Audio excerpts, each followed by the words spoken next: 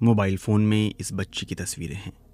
इनमें से एक तब की है जब वो जीवित थी, दूसरी तब की है जब वो विनाशकारी भूस्खलन में लापता हो गई।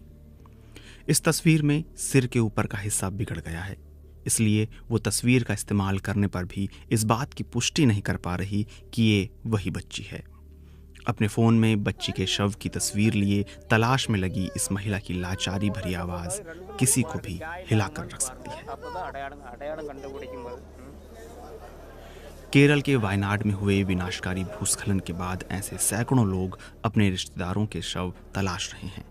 एक स्थानीय स्कूल में शवों को पहचानने के लिए लोगों की लंबी कतार लगी है। इस हादसे के शिकार हुए लोगों के शव यहीं पर रखे हुए हैं। मंगलवार सवेरे वायनाड के मुंडकई और चूरामला इलाकों में हुए भूस्खलन में मारे गए लोगों का आंकड़ा 200 के पार पहुंच गया है। 190 से ज्यादा लोग लापता हैं, जिनकी तलाश की जा रही है। इस भूस्खलन की चपेट में सबसे पहले आने वाला मुंडकई गांव पूरी तरह बर्बाद हो चुका है। इस इलाके में हादसे के चौथे दिन भी तलाशी अभियान जारी है। शवों की शिनाख्त के लिए यहां पहुंचे हर आदमी औरत के पास त्रासदी की अपनी एक कहानी है।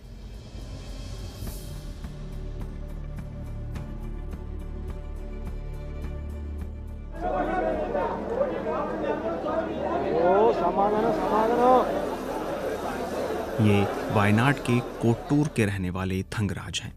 अनीता इनकी पोती का नाम है। ऐसा माना जा रहा है कि अनीता तब इस भूस्खलन में मारी गई जब वो चूरामला में अपनी नानी के घर पर पढ़ाई कर रही थी। अनीता के अलावा 5 अन्य लोग भी अब इस दुनिया में नहीं हैं। इनमें अनीता की नानी भी शामिल हैं। आज என்னோட பேர பிள்ளை இங்கே கூட படிக்கிறது சேர்த்துணுமில்ல அந்த பிள்ளை அடக்கம் அப்படி அவியலுக்கு ஒரு பையன், அதுக்கு மருமக, அதுக்கு ஒரு சின்ன குழந்தை, 1 வயசு குழந்தை, அப்படி 6 பேர் போயிட்டாங்க. 6 பேர் போனதில் 3 பேர் கிடச்சிட்டாங்க. அது நேற்று எடுத்து அது 3ஐயும் அடக்கம் பண்ணியாச்சு. இன்னும் 3 ஆள் கிடைக்கணும். अनीता यूं तो थंगराज के यहाँ रहती थी, लेकिन उसका पालन पोषण उसकी आंटी कर रही थी। फिर वो पढ़ाई के लिए दूसरे रिश्तेदार के घर चली गई। ऐसे में अनीता की आंटी का भी बुरा हाल है। वो अपने मोबाइल फ़ोन में बच्ची की तस्वीर सभी को दिखाकर लोगों से पूछताछ कर रही है। इस भूस्खलन में अमरावती की जान तो जैसे तैसे बच गई, लेकिन उन्होंने अपने देवर और उनके बेटे को खो दिया। मंगलवार को कुदरत का कहर उनके मकान पर टूटा, लेकिन किस्मत से वो कुछ देर पहले ही भारी बारिश की वजह से अपनी बेटी के घर चली गई थी।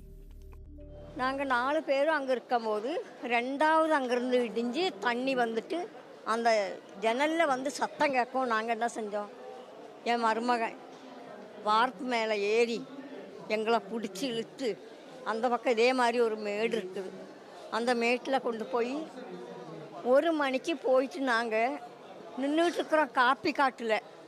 1 மணிக்கு எங்கள் வீட்டுக்காரோட தம்பி மகனும் இதுவரை இன்னும் கிடைக்கவே இல்லை, தேடிட்டு இருக்கிறாங்க. इसी तरह चूरामाला के रहने वाले पोन्नैया भी बच गए।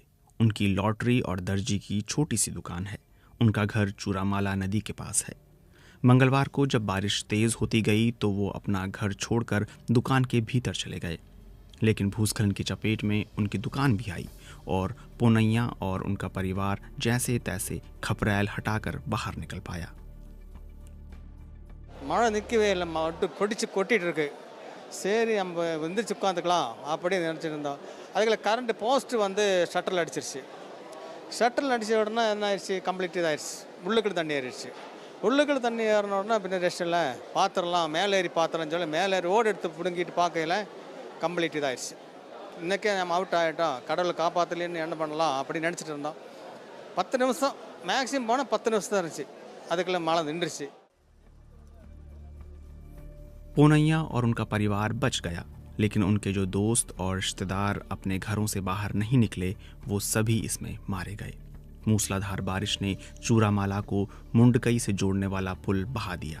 ऐसे में यहाँ का संपर्क पूरी तरह टूट गया। इससे मुंडकई पहुँचना भी काफ़ी मुश्किल हो गया, जहाँ सबसे ज़्यादा तबाही मची थी। भारतीय सेना की इंजीनियर डिवीज़न ने 1 अगस्त की शाम में नया पुल बनाने का काम पूरा किया, जिसे जनता के लिए खोल दिया गया है। इससे राहत अभियान में तेजी आएगी और राहत सामग्री भी तेजी के साथ वहां तक पहुंचाई जा सकेगी। इससे पहले हेलीकॉप्टर की मदद से तबाह हुए गांवों में राहत अभियान चलाया जा रहा था।